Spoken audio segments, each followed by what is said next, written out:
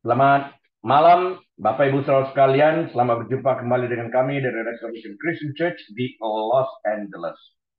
Hari ini kita akan membahas lanjutan daripada pendalaman Alkitab yang telah kita bahas minggu yang lalu sampai ayat yang ke-13. Dan malam hari ini kita akan melanjutkan Yohanes 1 ayat yang ke-14 sampai 18 terlebih dahulu. Mari kita berdoa.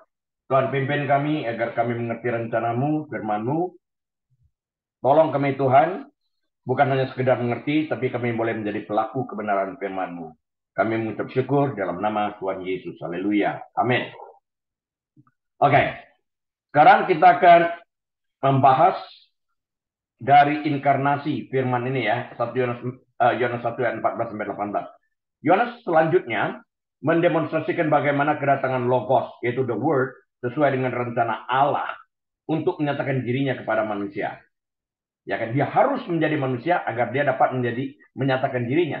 Yang tidak terlihat menjadi terlihat, yang tidak teraba menjadi teraba di dalam hal ini. Kepenuhan Allah Bapa di dalam Sang Putra Yesus Kristus. Nah, Yohanes 1 ayat 14 mengatakan sebagai berikut. Firman itu telah menjadi manusia dan diam di antara kita. Dan kita telah melihat kemuliaannya, yaitu kemuliaan yang diberikan kepadanya sebagai anak tunggal Bapa, penuh kasih, karunia, dan kebenaran. Penuh kasih, karunia, dan kebenaran. Nah, apa artinya firman menjadi manusia? What does it mean? The word has become man. What does it mean? According to John 1:14, berdasarkan Yohanes 1:14 ini. Nah, istilah kata digunakan dalam berbagai cara di dalam Alkitab ini sendiri. Dalam perjanjian baru, ada dua kata Yunani yang diterjemahkan sebagai firman. Rema dan logos. Ada dua kata yang diterjemahkan sebagai firman, yaitu rema dan logos. Dua kata ini harus kita ingat ini. Nah, mereka memiliki arti yang sedikit berbeda. Ada sedikit perbedaan antara rema dan logos ini sendiri. Rema biasanya berarti kata yang diucapkan. Misalnya dalam Lukas 1 ayat yang ke-38. Ketika malaikat memberi tahu Maria bahwa ia akan menjadi ibu dari putra Allah, Maria menjawab, sesungguhnya aku ini adalah hamba Tuhan. Jadilah padaku menurut perkataanmu itu. Rema. Ini rema.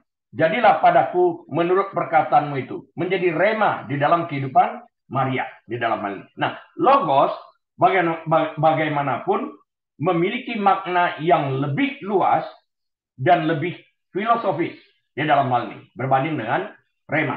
Nah, ini adalah istilah yang digunakan dalam Yohanes 1. Ini biasanya menyirat pesan total. Jadi dia menyiratkan pesan total. Logos ini, rema ini, logos ini, the word atau firman ini. Dan sebagian besar digunakan mengacu pada pesan Allah kepada umat manusia. Misalnya, Lukas pasal 4, ayat yang ke-32. Lukas 4, ayat 32 mengatakan bahwa ketika Yesus mengajar orang-orang, mereka takjub mendengar pengajarannya. Sebab perkataannya logos penuh kuasa. Sebab perkataannya logos penuh kuasa. Nah, orang-orang kagum tidak hanya dengan kata-kata khusus yang Yesus pilih, tetapi dengan pesan totalnya, logos. Mengandung kuasa di dalam hal ini. Firman atau logos dalam Yohanes 1 mengacu pada Yesus. Pribadi Yesus ini adalah logos. Yesus adalah pesan total, kepenuhan daripada Allah Bapa. Segala sesuatu yang ingin disampaikan Allah kepada manusia dinyatakan dalam kepenuhan Tuhan Yesus. Yohanes pasal pertama memberi kita gambaran sekilas tentang hubungan Bapa, Anak sebelum kedatangan Yesus datang ke bumi ini, ya, dalam wujud manusia. Jadi apa namanya ini? Yohanes pasal pertama ini memberi kita gambaran sekilas tentang hubungan Bapa Anak sebelum Yesus datang ke bumi dalam wujud manusia. Mereka sudah ada bersama-sama sejak sebelum dunia dijadikan. Dari kekekalan sampai kekekalan. Jadi Yohanes ini seperti yang saya katakan pada awal, waktu pertama kali kita membahas pendalaman Alkitab, Yohanes go back to the past eternity. Kembali dalam kekekalan masa lampau berbanding terhadap kejadian 1. In the beginning, pada mulanya. Yohanes juga in the beginning. Tapi in the beginning pada Yohanes ini, atau pada mulanya pada Injil Yohanes ini, mengacu kembali kepada past eternity, kepada masa lampau yang kekal. Jadi dia menunjukkan pribadi Yesus yang adalah Logos ini sebenarnya adalah Allah yang berasal dari kekekalan sampai kepada kekekalan. Yang tidak ada awal, tidak ada akhirnya. Itu Yesus, Sang Logos ini sendiri. Yohanes pasal pertama memberi kita gambaran ya, yang sekilas tentang hubungan Bapa Anak, saya katakan tadi, sebelum Yesus datang ke bumi dalam wujud manusia. Nah, dia sudah ada sebelumnya bersama-sama dengan Bapa, dikatakan. Dia sudah ada sebelumnya dengan Bapa. Ada dia. Ayat pertama, dia terlibat dalam penciptaan segala sesuatu. Yohanes 1 ayat yang ketiga, telah kita bahas juga tentang hal ini. Dan dia adalah terang seluruh umat manusia. Ayat yang keempat itu telah kita bahas juga. Firman atau Yesus adalah perwujudan penuh dari semua yang adalah Allah. Tetapi Allah Bapa adalah roh. Dia tidak terlihat oleh mata manusia. Pesan kasih dan penebusan yang disampaikan Allah melalui para nabi telah diabaikan selama berabad-abad. Tertulis itu di dalam kitab Yeskiel pasal yang ke-22.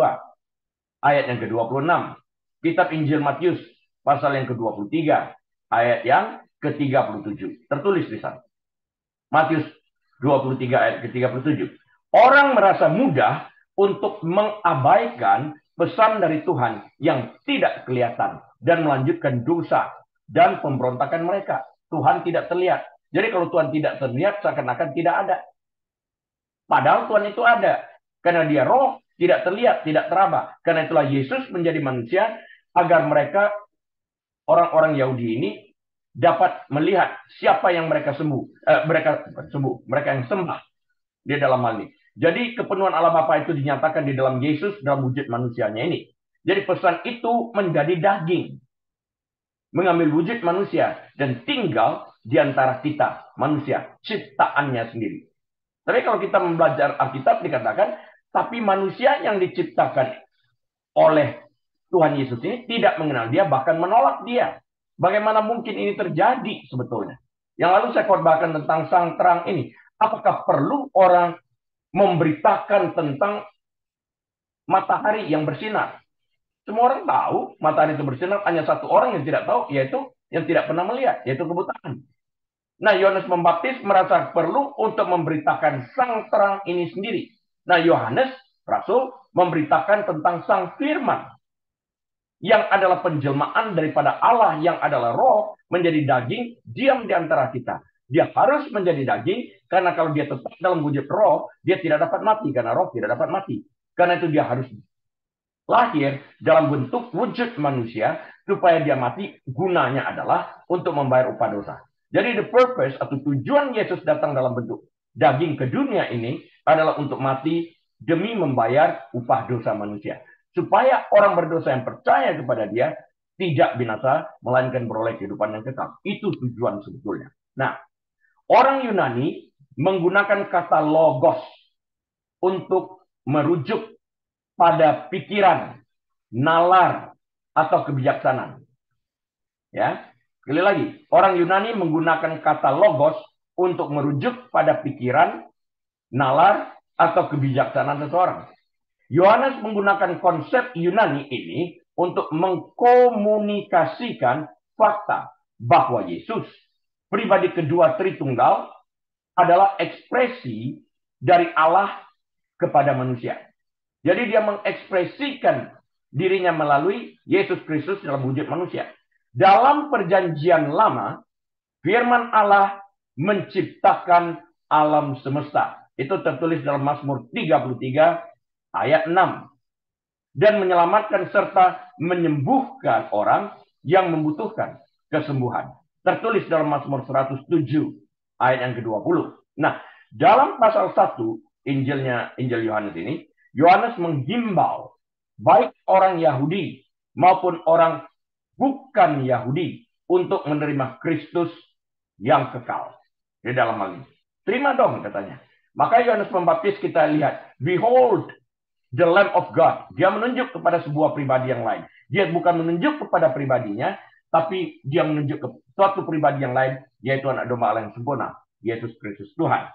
Yesus menceritakan sebuah perumpamaan dalam kitab Injil Lukas pasal yang ke-20, ayat 9 sampai dengan ayat 16. Lukas 20, ayat 9 sampai dengan 16. Untuk menjelaskan mengapa firman harus menjadi manusia. Nah, dia katakan di dalam cerita ini ya, dalam ayat 9. Seorang membuka kebun anggur, kemudian ia menyewakannya kepada penggarap-penggarap, lalu berangkat ke luar negeri, ke negeri lain untuk waktu yang lama. Dalam ayat 10 dari Lukas 20 ini, dan ketika sudah tiba musimnya, ia menyuruh seorang hamba kepada penggarap-penggarap itu supaya mereka menyerahkan sebagian dari hasil kebun anggur itu kepadanya. Tetapi penggarap-penggarap itu memukul hamba itu dan menyuruhnya pulang dengan tangan hampa. Ayat 11. Sesudah itu, ia menyuruh seorang hamba lain, tetapi hamba itu juga dipukul dan dipermalukan oleh mereka. Lalu disuruh pulang dengan tangan hampa. Ayat 12. Selanjutnya, ia menyuruh hamba yang ketiga, tetapi orang itu juga dilukai oleh mereka. Lalu dilemparkan keluar kebun itu. Maka kata tuan kebun anggur itu, apakah yang harus aku perbuat? Aku akan menyuruh anakku yang kekasih. Tentu iya. Mereka segani. Ayat 14. Tetapi ketika penggarap-penggarap itu melihat anaknya itu, mereka berunding. Katanya, dia adalah ahli waris. Mari kita bunuh dia, supaya warisan ini menjadi milik kita. Ayat 15. Lalu mereka melemparkan dia keluar kebun anggur itu dan membunuhnya. Sekarang, apa yang akan dilakukan oleh tuan kebun anggur itu dengan mereka? 16. Dia akan datang dan membinasakan penggarap-penggarap itu dan mempercayakan kebun anggur itu kepada orang-orang lain.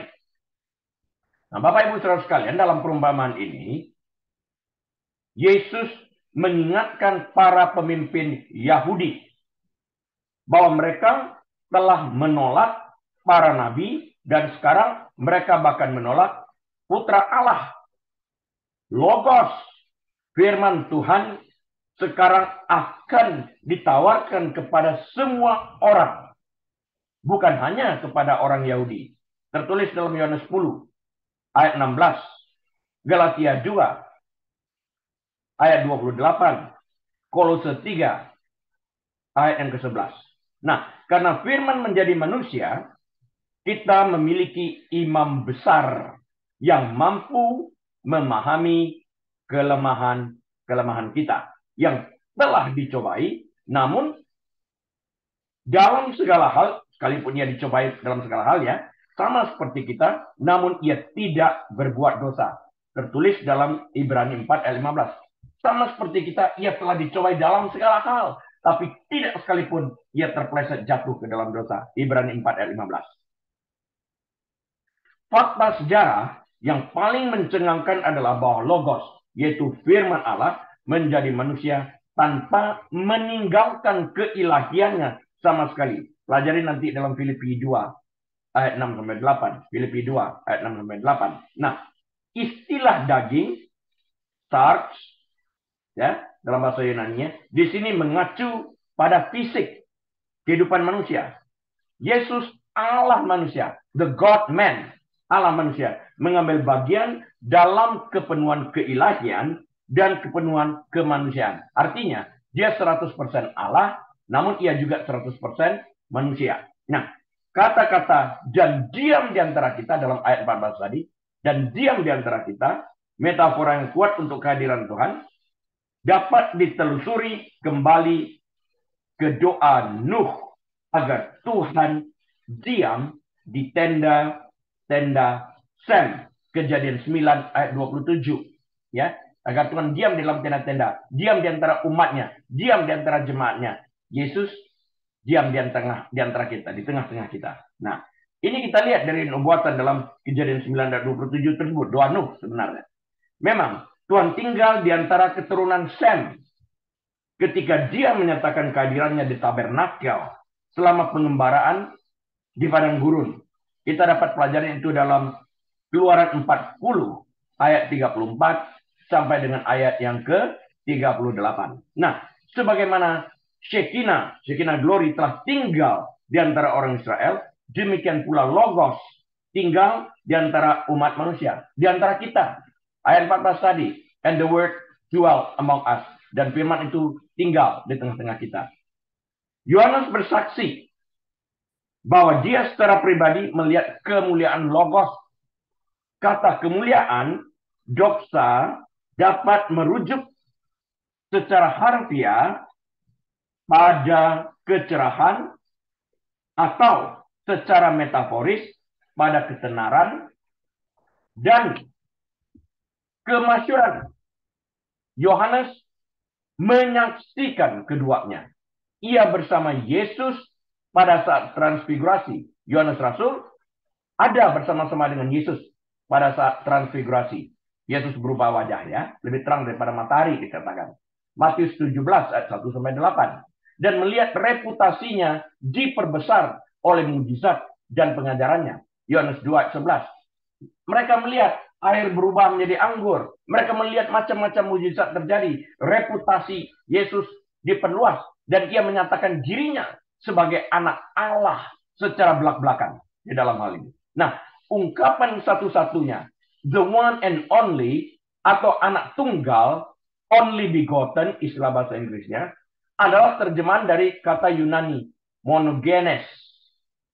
Ada beberapa perdebatan mengenai apakah gen dalam monogenes berasal dari genao, melahirkan, atau genos, jenis.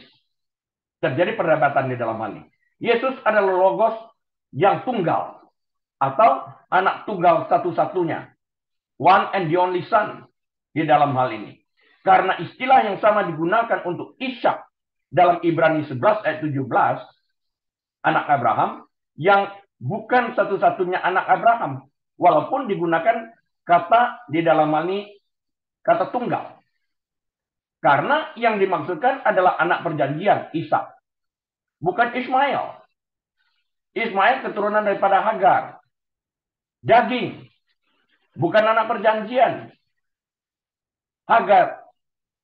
Nah, waktu itu Hagar ini adalah hambanya daripada Sarai.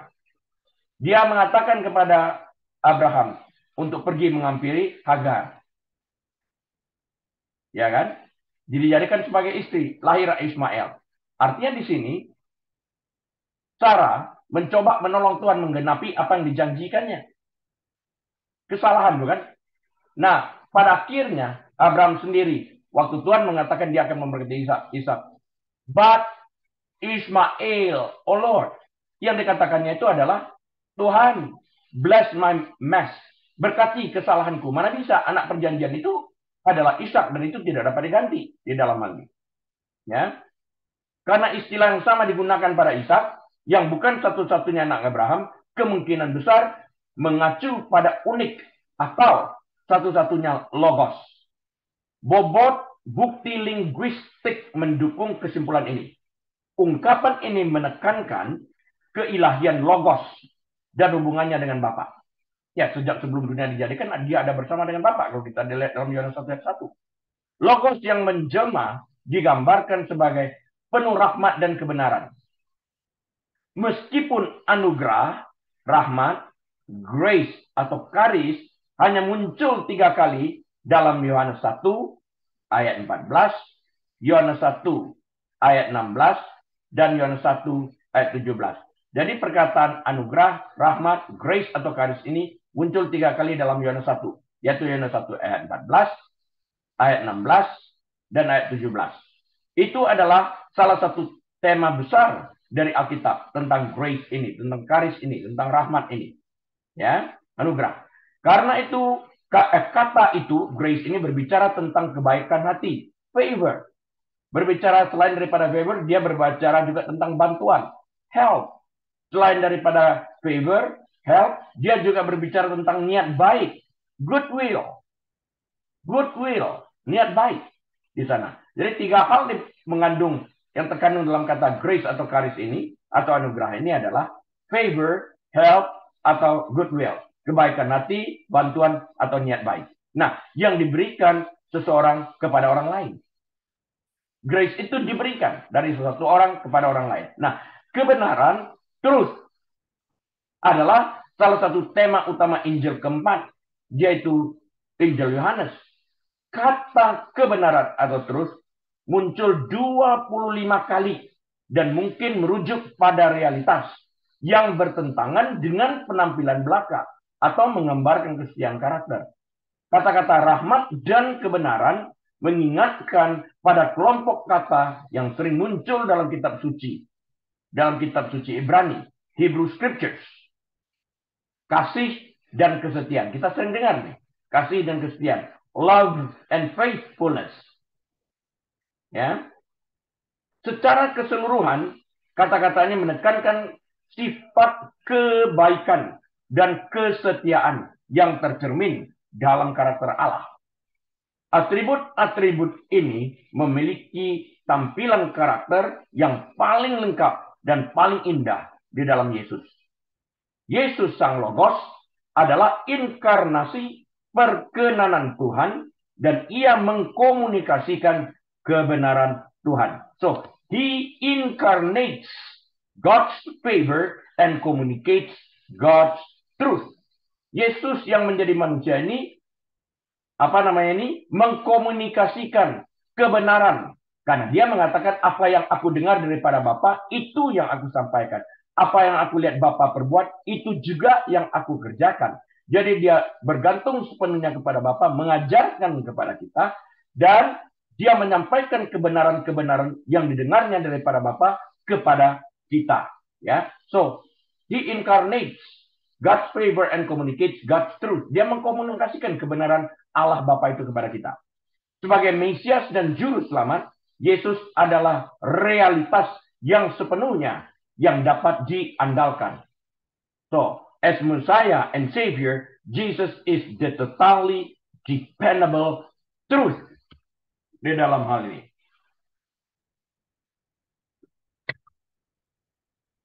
Yohanes 1 ayat 15. Ini tentang kesaksian Yohanes. Yohanes Pembaptis memberi kesaksian tentang dia dan berseru, katanya, inilah dia yang kumaksudkan ketika aku maksudnya Yohanes Pembaptis berkata, kemudian daripadaku, Yohanes Pembaptis, akan datang dia yang telah mendahului aku, yaitu Yesus Kristus. Sebab dia, Yesus Kristus, telah ada sebelum aku. Ini adalah kesaksian Yohanes Pembaptis tentang Yesus. Dikatakan di sana. Dia telah kemudian daripada aku akan datang dia yang telah mendahului aku, sebab dia telah ada sebelum aku. Tapi kalau kita lihat silsilahnya, Yohanes Pembaptis kira-kira 6 bulan lebih tua daripada Yesus secara fisik. Tapi di sini dikatakan Yesus Kristus telah ada sebelum aku. Jadi dia secara langsung mengkomunikasikan kepada kita untuk kita ketahui bahwa Yesus dari kekal kepada kekekalan. Yesus adalah Tuhan, pengertian lainnya di dalam hal ini. Itu diucapkan oleh Yohanes Pembaptis.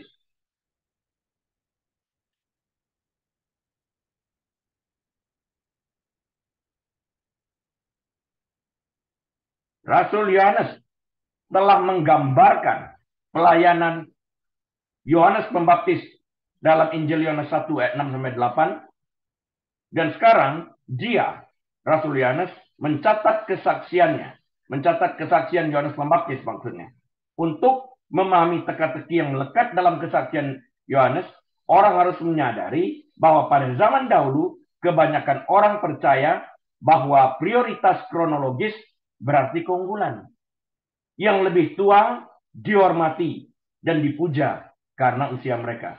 Prinsip ini tampaknya tidak berlaku dalam kasus Yohanes dan Yesus. Antara Yohanes Pembaptis dan Yesus. Kalau secara kronologis dia lebih tua. Ya kan? Kalau dilihat usia kehamilannya. Yohanes 6 bulan lebih tua dari Yesus. Lihat tuh di dalam Lukas 1 ayat 26 dan 36. Lukas 1 ayat 26 dan 36. Namun logos ilahi lebih unggul dari keduanya. Karena dia ada dalam kekekalan, yaitu sebelum ia berinkarnasi. Jadi ia sudah ada sebelum Yohanes Pembaptis lahir di dunia ini. Yohanes bersaksi tentang logos yang unggul dan yang sudah ada sebelumnya. Ini penting. Jadi mengenali, dia menuntun kita, dia menyatakan kepada kita siapa Yesus itu. Nah, sebagai orang yang memperkenalkan Yesus, artinya as in the introducer of Jesus, John the Baptist ini, Yohanes Pembaptis, adalah orang yang memiliki hak istimewa yang besar.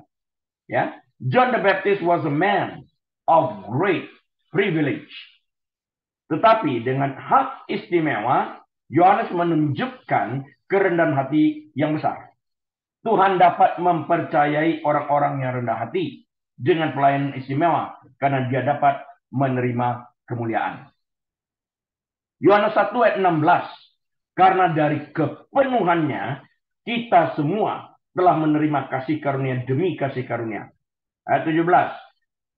Sebab sebelum Taurat diberikan oleh Musa, tetapi kasih karunia dan kebenaran datang oleh Yesus. Sebab hukum Taurat diberikan oleh Musa, tetapi kasih karunia dan kebenaran datang dari Yesus Kristus. Ayat 18. Tidak seorang pun yang pernah melihat Allah, tetapi anak tunggal Allah yang ada di pangkuan Bapa, dialah yang menyatakannya. Nah, sekarang kita berbicara tentang Yohanes 1 16-18 ini ya, firman Wahyu ini. Sama sekali tidak jelas apakah ayat 16 melanjutkan kesaksian Yohanes Pembaptis, lihat ayat 15 sebelumnya tadi ya, atau berisi refleksi dari Rasul Yohanes. Membandingkan ayat 15-16 dengan ayat 30-31, kita perbandingkan dua ayat ini, ayat Yohanes 1 ayat 15-16 dan Yohanes 1 ayat 30-31. Menunjukkan bahwa sang Rasul menyela kata-kata Yohanes Pembaptis dalam ayat 16 dengan renungan penutupnya sendiri. Ayat 16-18 ini. Nah, Yohanes 1 ayat 16-18, karena dari kepenuhannya kita telah menerima kasih karunia demi kasih karunia. Sebab hukum Taurat diberikan oleh Musa, tetapi kasih karunia dan kebenaran datang oleh Yesus Kristus. Tidak seorang pun pernah melihat Allah, tetapi anak tunggal Allah yang ada di pangkuan Bapa, dialah yang menyatakannya. Disinilah kita berdirinya melihat secara jelas kebenaran daripada kekristenan itu sendiri. Kenapa? Karena setiap agama adalah usaha manusia untuk mencari Tuhan. Padahal mereka tidak pernah melihat Tuhan. Bagaimana mereka menemukannya atau menunjukkan jalan ke surga. Mereka nggak tahu surga itu ada di mana. Tetapi di sini dalam ayat 18 dari Yohanes 1 dikatakan, tidak seorang pun yang pernah melihat Allah, tidak seorang pun, kecuali siapa? Anak tunggal Allah, Yesus Kristus, yang ada di pangkuan Bapa. Yesus inilah yang menyatakannya. Jadi Yesus inilah yang memperkenalkan. Siapa Bapa itu, siapa Tuhan itu, siapa Yahweh itu, siapa Jehovah itu. Diperkenalkan kepada kita. Ya, karena dia ada bersama-sama dengan Jehovah itu, dengan Yahweh itu. Dia sama, sederajat, dia Tuhan. Sebagai pribadi yang kedua di dalam hal ini. Ya. Jadi Yohanes menyatakan bahwa kepenuhan kasih karunia yang terdapat dalam logos, firman, telah memberikan berkat yang melimpah bagi orang percaya. Kristus adalah sumber berkat orang percaya. Kata kepenuhan menunjukkan kelimpahan sumber dayanya. Ya. ungkapan berkat demi berkat, one blessing after another, menerjemahkan kata-kata kasih karunia, yang diterjemahkan juga sebagai anugerah atau rahmat, pada posisi kasih karunia ini sendiri. Grace in place of grace. Idenya adalah persediaan rahmat ilahi yang tidak ada batasnya. Rahmat itu mengalir terus, bagaikan aliran air sungai yang tidak pernah berhenti mengalir. Ya, itu rahmat ilahi atau grace ini sendiri tidak pernah berhenti mengalir dari tahta kasih karunia Allah. Sebagai salah satu berkat yang murah hati disesuaikan, yang lain tersedia di tempatnya. Dengan perkataan lain, kasih karunia yang mengalir terus-menerus tanpa henti-hentinya. Grace flows.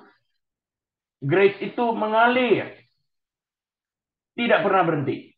Telah disarankan bahwa Keluaran 33 ayat 13 memberikan latar belakang untuk ungkapan maka sekarang, dalam Keluaran 33 ayat 13 ya, maka sekarang jika aku kiranya mendapatkan kasih karunia di hadapanmu, beritahukanlah kiranya jalanmu kepadaku, sehingga aku mengenal engkau, supaya aku tetap mendapat kasih karunia di hadapanmu. Ingatlah bahwa bangsa ini umatmu. Ya, kembalikan kepada Tuhan. Implikasinya adalah favor, kebaikan diberikan kepada orang yang sudah menerima kebaikan itu. Favor diberikan kepada orang telah menerima favor itu sendiri, kebaikan itu sendiri. Dalam studinya yang amat cermat atas frasa ini, Hodges mendukung pendekatan ini dan menyatakan bahwa sejarah nasional Israel benar-benar dapat diringkas sebagai kisah anugerah demi anugerah. Grace after grace. Itu yang dialami oleh rakyat Israel. Umat pilihan Allah. Grace after grace. Kasih karunia demi kasih karunia atau anugerah demi anugerah. Itu yang mereka alami sampai hari ini. Yohanes 1:16, karena dari kepenuhannya kita semua telah menerima kasih karunia demi kasih karunia. Grace after grace.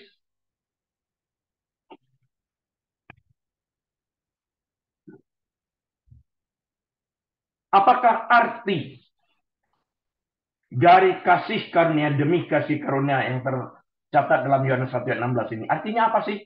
Grace after grace itu kasih karunia dari kasih demi kasih karunia ini atau anugerah demi anugerah ini artinya apa? Karena dari kepenuhan Kristus kita semua telah menerima kasih karunia demi kasih karunia. Tercatat tadi dalam Yohanes 1:16. Nah, NASB menerjemahkan ayat tersebut dengan cara yang sama. NIV juga menerjemahkan ayat tersebut dari kepenuhannya kita semua telah menerima kasih karunia pada posisi karunia yang telah diberikan. Jadi dari kasih karunia kepada kasih karunia selanjutnya. Tidak pernah berhenti. John 1:16 dari NIV mengatakan, out of his fullness we have all received grace in place of grace already given.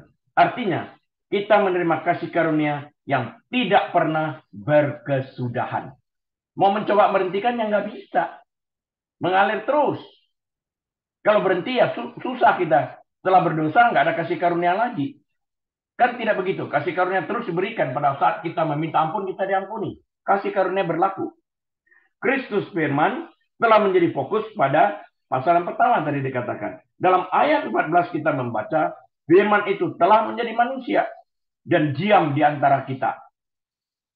Di tengah-tengah kita. Dan kita telah melihat kemuliaannya. Yaitu kemuliaan yang diberikan kepadanya sebagai anak tunggal Bapa. Penuh kasih karunia dan kebenaran. Nah, fakta bahwa Yesus penuh kasih karunia dan kebenaran adalah konsep kunci yang dibahas dalam ayat 16 dan 17. Ayat 15 dari Yohanes 1 adalah ayat sisipan. Saya ulang ya. Yohanes 1 ayat 15 adalah ayat sisipan. Karena itu perlu kita baca ayat 16 dan ayat 17. Lewatkan ayat 15-nya. Itu ayat sisipan, ayat 15 itu.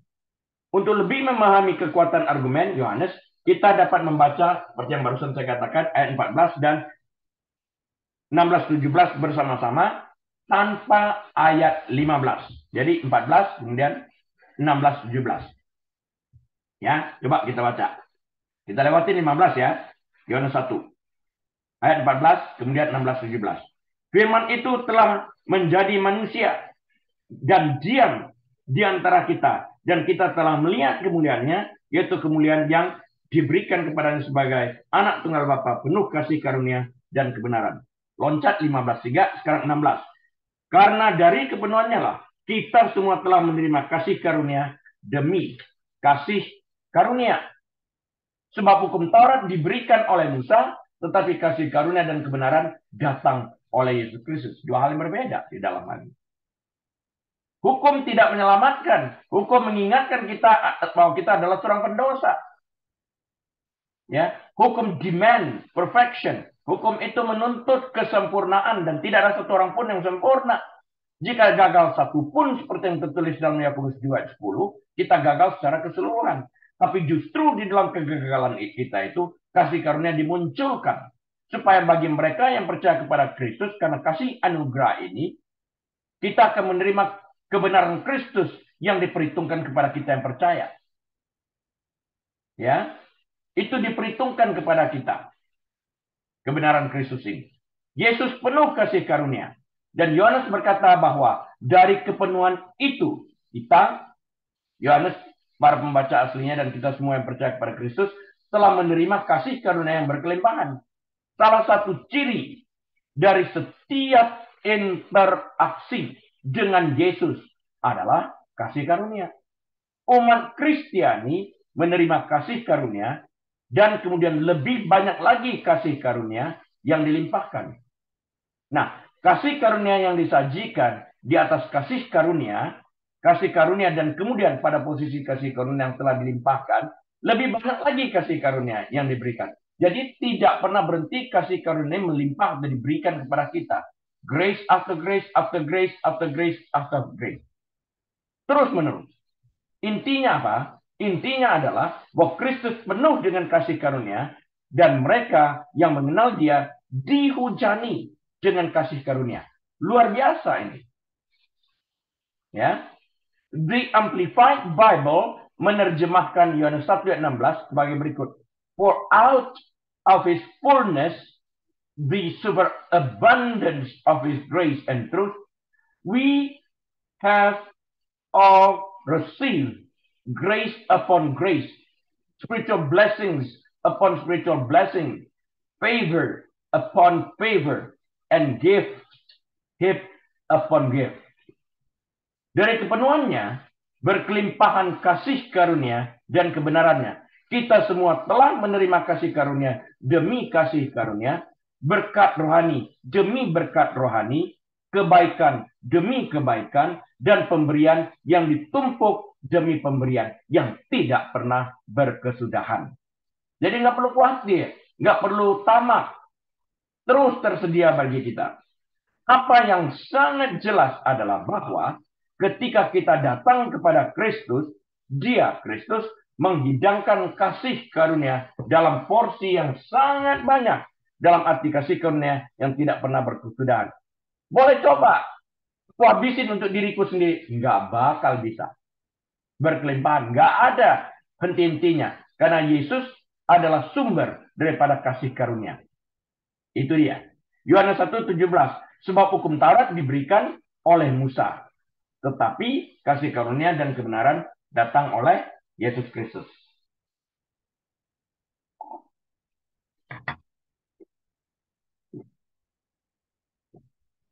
Dalam Yohanes 1, ayat yang ke-17, Kristus dikontraskan dengan Musa dan hukum. Tentu saja, hukum dan urusan Allah dengan Israel memang melibatkan kasih karunia dan kebenaran. Udah pasti. Tetapi penekanannya lebih pada ketaatan dan hukuman. Dalam perjanjian baru, hukum sering dikontraskan dengan kasih karunia. Hukum menekankan standar ilahi. Ya, saya ulang. Hukum menekankan standar ilahi Allah dan ketidakmampuan manusia yang jatuh untuk memenuhinya. Sementara kasih karunia menyelamatkan manusia yang jatuh dari hukuman yang pantas di dalam ini. Semakin banyak hukum diberikan, semakin banyak manusia dan semakin banyak dosa yang diperhitungkan. Ya, Hukum menunjukkan masalahnya dan kasih karunia memperbaiki masalahnya. Hukum sudah bertentu kamu melanggar hukum segini, pasal segini segitu. Jadi hukum menunjukkan masalahnya, kesalahannya, dosanya. Kasih karunia memperbaikinya, ya, memperbaiki masalah tersebut. Nah, Roma 5 ayat 20 sampai 21 mengatakan hal yang sama dengan cara yang sedikit berbeda. Tetapi hukum Taurat ditambahkan supaya pelanggaran menjadi semakin banyak. Dan di mana dosa bertambah, dan di mana dosa bertambah banyak, di sana kasih karunia menjadi berlimpah-limpah. Ayat 21. Supaya sama seperti dosa berkuasa dalam alam maut, demikian kasih karunia akan berkuasa oleh kebenaran untuk hidup yang kekal. Oleh Yesus Kristus, Tuhan kita. Jelas ini. Roma 5 ayat 20-21. Semakin banyak hukum ditambahkan, semakin besar dosa kita. Justru di dalam hal kasih karunia semakin bertambah-tambah. Tapi Rasul Paulus menanyakan, apakah kita harus tetap tinggal di dalam dosa agar kasih karunia itu bertambah-tambah setelah kita mengenal Kristus?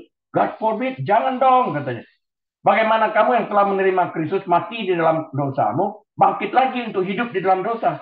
Karena bagi siapa yang telah mati bagi dosa, dia tidak mungkin lagi hidup untuk berbuat dosa. Nggak mungkin. Karena yang dapat berbuat dosa adalah mereka yang memiliki keinginan. Yang memiliki keinginan adalah mereka yang hidup. Jika kita mati di dalam kehendak daging, maka kehendak daging kita tidak memiliki pengaruh lagi di dalam kehidupan kita. Artinya tidak mempunyai kuasa untuk mempengaruhi kita. Karena kita telah mematikan kehendak daging tersebut. Kita bebas daripada kehendak daging menuntut. Sehingga kita bebas hidup daripada kehendak daging dan hidup menurut kehendak Allah itu sendiri. Luar biasa ini. Rahasia firman Tuhannya. Yohanes 1 ayat 17. Sebab hukum Taurat diberikan oleh Musa, tetapi kasih karunia dan kebenaran datang. Kalau hukum Taurat diberikan oleh, kasih karunia datang oleh Yesus Kristus. Kalau datang dari Yesus Kristus, oleh Yesus Kristus ini, dia adalah sumber. Dia mata airnya. Dia sumber kasih karunia itu. Nggak mungkin berhenti. Kasih karunia dan kebenaran yang dikatakan menjadi ciri logos diberikan penekanan lebih lanjut dalam ayat 17.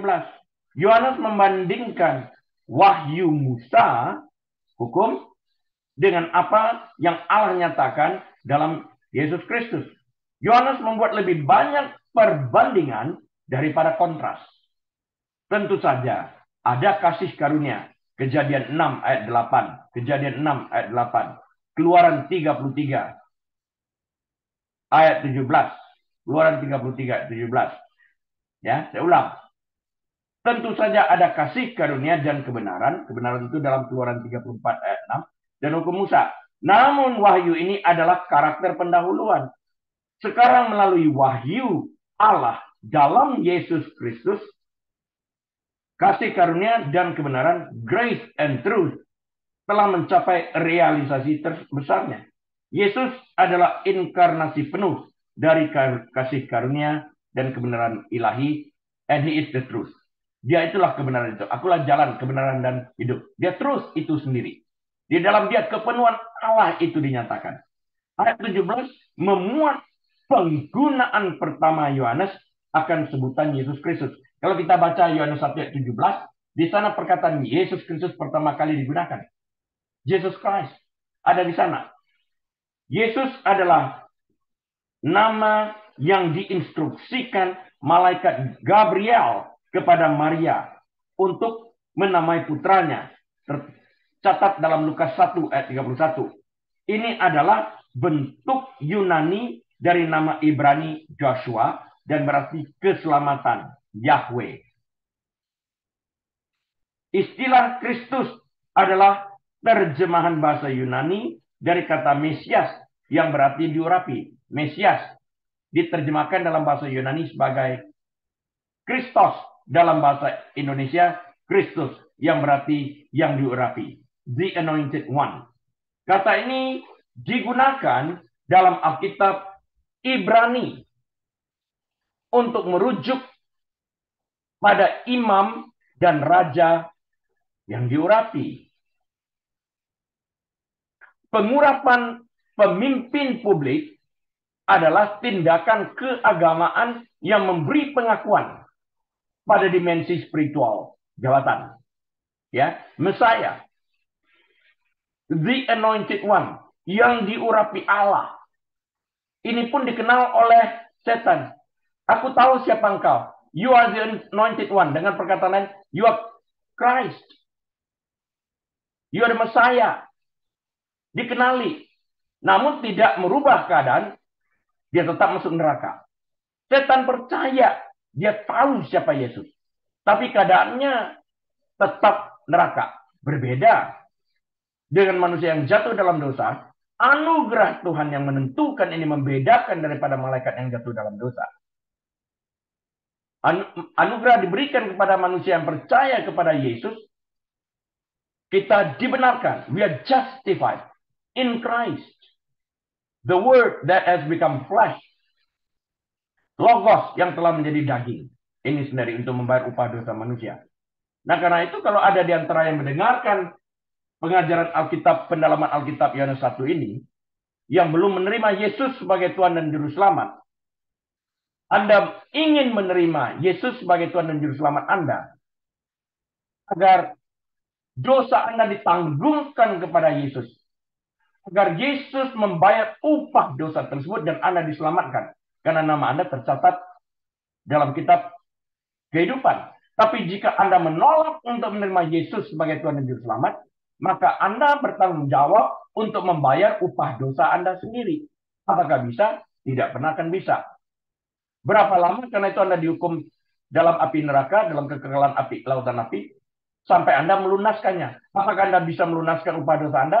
Tidak bisa. Karena Anda tidak bisa, maka selamanya Anda akan berada dalam the lake of fire, di dalam lautan api tersebut. Karena itu saya mengundang kita sekalian yang belum percaya, belum menerima Yesus Kristus, mengambil langkah iman untuk menerima Yesus sebagai Tuhan dan Juru Selamat, percaya kepada Dia, bahwa Dia adalah Allah, bahwa Dia adalah Juru Selamat yang sanggup membayar upah dosa kita, dan di dalam Dia kita dibenarkan, ada trading, kebenarannya diperhitungkan kepada kita dan dosa kita ditimpakan kepada Dia. Indahnya pengikut Kristus. Pengurapan pemimpin publik ini tadi dikatakan adalah tindakan keagamaan yang memberi pengakuan pada dimensi spiritual jabatan. Yesus, the anointed one. Pejabat yang diurapi melayani untuk mewakili Allah dalam pelaksanaan tujuan teokratisnya. Istilah ini digunakan dalam Mazmur pasal yang kedua, ayat yang kedua. Dan dalam kitab Daniel, pasal yang ke-9, ayat 25 sampai 26. Tentang keturunan Daud yang dijanjikan. Seperti yang tertulis dalam 2 Samuel 7, ayat 12 sampai 16. Yang ditakdirkan untuk memerintah bangsa Israel.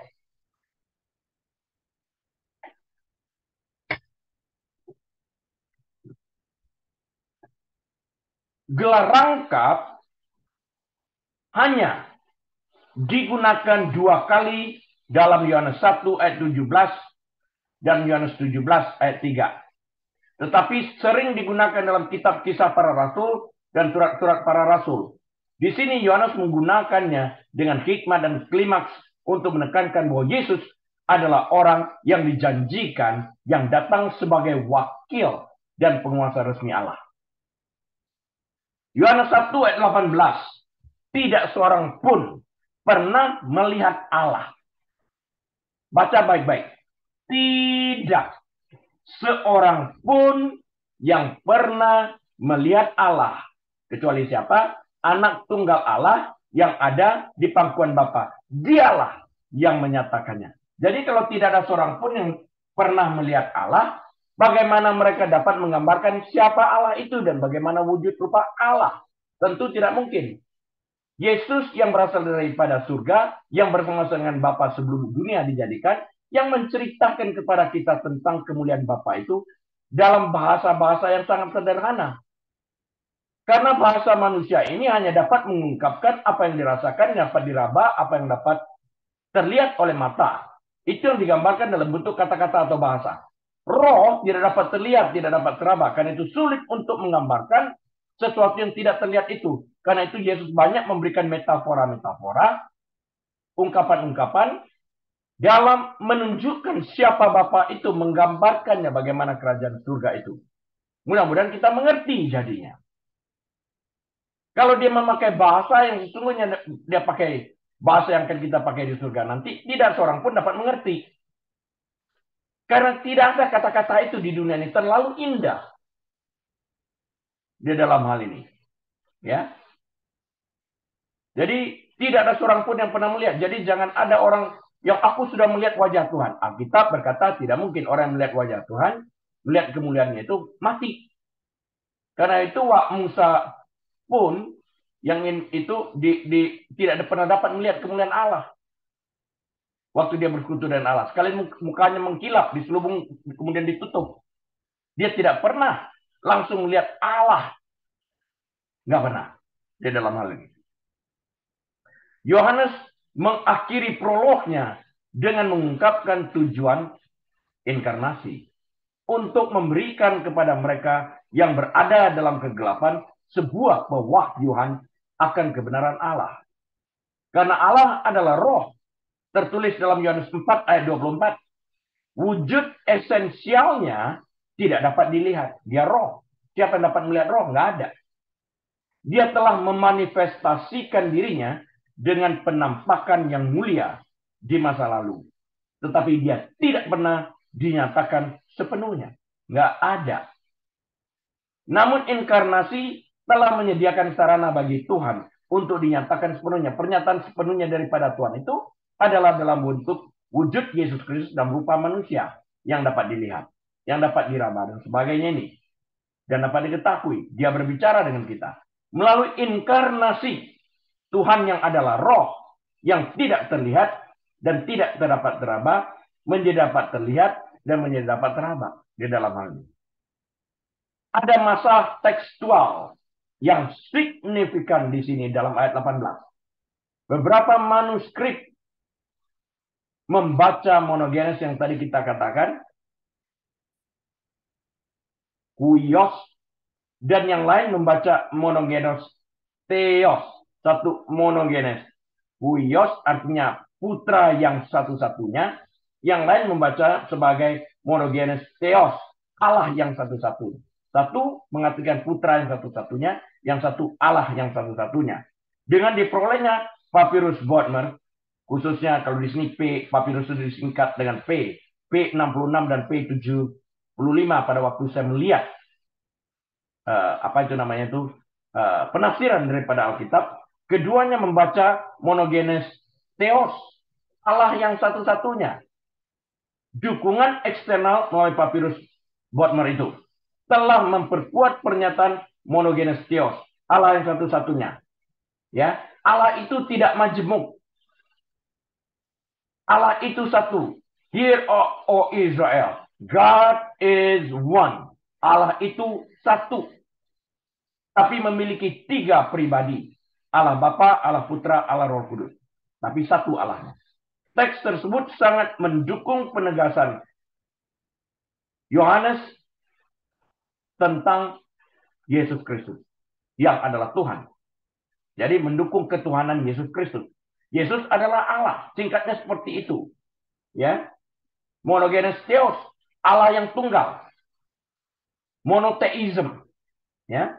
Saat logos berbagi keintiman terdalam dalam Tuhan. Dia, logos, dengan demikian berada dalam posisi untuk mengungkapkan kebenaran yang mendalam tentang Bapa. Tadi dalam ayat 18 dikatakan itu. Dia yang ada di pangkuan Bapa, dia yang menyatakan. Sementara yang lain tidak pernah melihat. Karena itu percayalah kepada dia yang melihat. Dia yang dapat mengungkapkan, dia dapat menggambarkan. Kalau Anda berasal dari Jakarta, ada orang Amerika, orang bule yang lahir di sini membaca peta, siapa yang Anda percayakan tentang Jakarta? Ya Anda lah yang berasal dari Jakarta.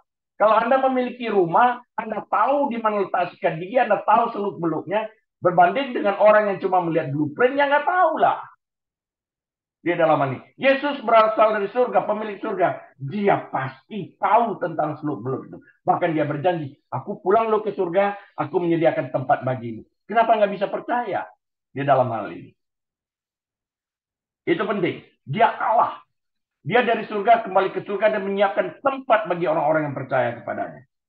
Nah, saat Logos berbagi keintiman terdalam dengan Tuhan, dia dengan demikian berada dalam posisi untuk mengungkapkan kebenaran yang mendalam tentang Bapa. Kata-kata di sini, kata-kata di sisi Bapa, at the Father's side maksudnya, dapat diterjemahkan secara harfiah menjadi di pangkuan Bapa. Tadi dalam ayat 18 kita Alkitab mengatakan, dia yang berada di pangkuan Bapa, dia menyatakannya. In the bosom of the Father, right? Logos ilahi ini telah sepenuhnya menjelaskan dan mengungkapkan Bapa. Dia menceritakan tentang Bapa ini. Dia mengungkapkan tentang siapa Bapa itu. Yesus secara literal memimpin jalan menuju dan menyatakan exegeomai. Dari mana exege diturunkan. Karakter Allah. Jadi dia menunjukkan tentang Bapa dan karakternya di dalam Al. God is love. Salah satu karakternya. Dan itu tidak pernah berubah di dalam ini. God is full of grace. Tidak pernah berhenti mengalir. Dikatakan.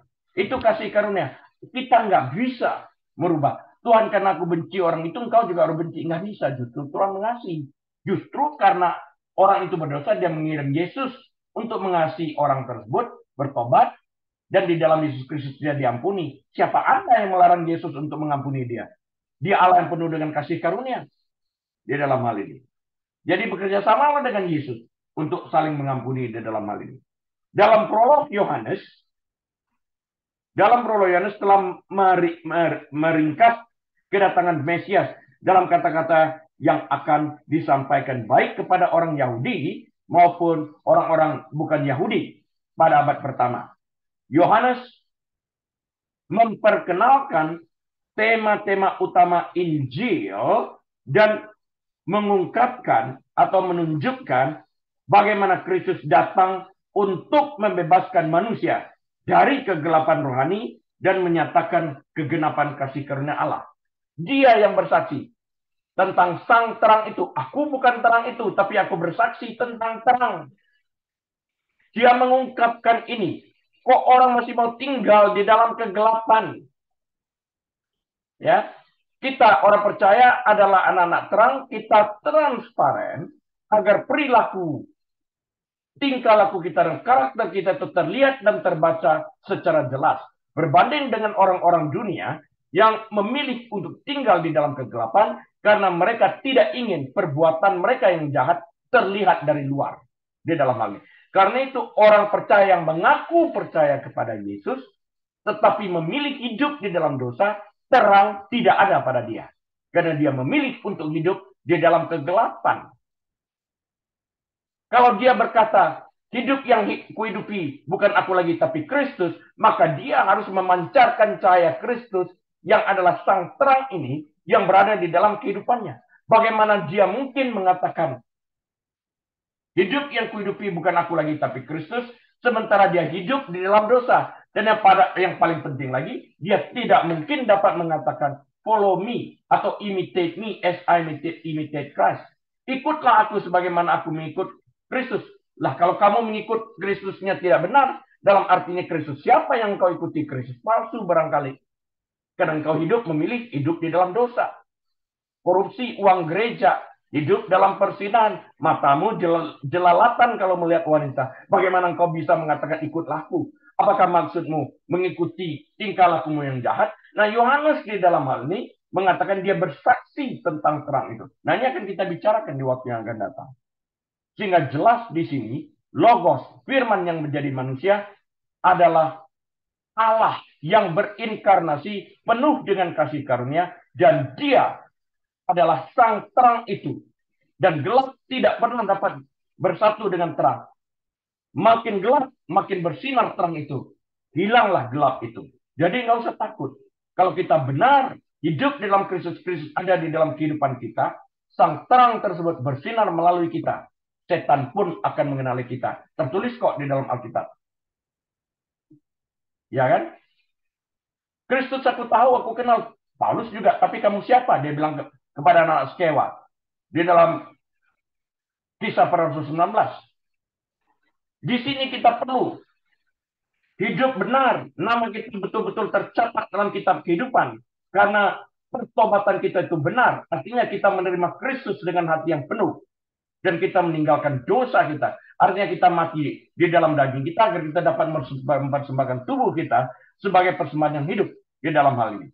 Karena setiap persembahan itu harus mati di dalam kitab konsep kitab perjanjian lama di dalam hal ini. Nah, kalau kita mengatakan kita mempersembahkan tubuh kita sebagai persembahan yang hidup, apanya yang mati? Yang mati itu adalah kehendak daging. Dengan demikian kita murni mempersembahkan tubuh kita yang dagingnya telah mati sebagai sesuatu yang kita persembahkan kepada Allah yang kudus, dikatakan berkenan. Kalau daging itu tidak mati, tidak mungkin kita dapat mempersembahkan tubuh kita yang hidup yang berkenan kepada Allah yang kudus. Nggak mungkin. Jadi kita mesti melihat kebenaran firman yang adalah logos yang telah menjadi manusia untuk membayar upah dosa hidup di dalam kehidupan kita. Sang terang dunia di dalam hal ini. Amin. Akan kita lanjutkan minggu depan. Kita berdoa. Tuhan Yesus, kami terima kasih. Engkau baik bagi kami. Engkau ajaib. Engkau luar biasa. Firman-Mu telah disampaikan. Biarlah Engkau terus berbicara. Hamba-Mu telah berhenti berbicara, tapi Roh Kudus terus berkarya. Berkati setiap telinga yang mendengar. Agar terjadi perubahan di dalam setiap hati orang mendengarkan kebenaran firman ini. Terima kasih Bapak. Kami persembahkan semuanya ke dalam tangan-Mu. Kami bersyukur di dalam nama Tuhan Yesus. Haleluya. Amin. Sampai berjumpa minggu depan atas seizin Tuhan.